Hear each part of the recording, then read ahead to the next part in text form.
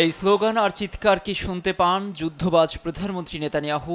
গাজায় অনর্থক যুদ্ধ বন্ধে তার ভূখণ্ডের মানুষজনই আজ ঐক্যবদ্ধ, কিন্তু নেতানিয়াহুর কানে যেন তালা। ফিলিস্তিনি ভূখণ্ডে আগ্রাসন বন্ধ ও জিম্মি মুক্তির দাবিতে শনিবারও তেল আবিবের রাস্তায় নেমে আসে জনতা। কেউ প্রিয়জনের ছবি, কেউ বা তার হারানো ভাই অথবা সন্তানের ছবি নিয়ে আগ্রাসনের বিরুদ্ধে হন সরব। আজ রাতে কেন আমি এখানে?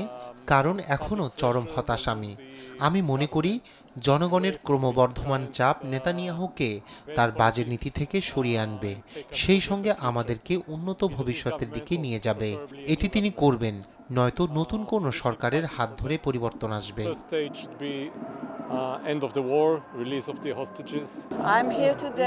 যুদ্ধ বন্ধের দাবিতে আজ এখানে এসেছি।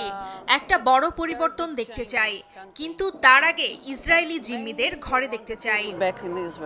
ফিলিস্তিন ভূখণ্ডে অর্থহীন আর রক্তক্ষয়ী যুদ্ধ আর কতদিন জিইয়ে রাখবেন প্রধানমন্ত্রী নেতানিয়াহু, এমন প্রশ্ন ইসরায়েলিদের মুখে মুখে।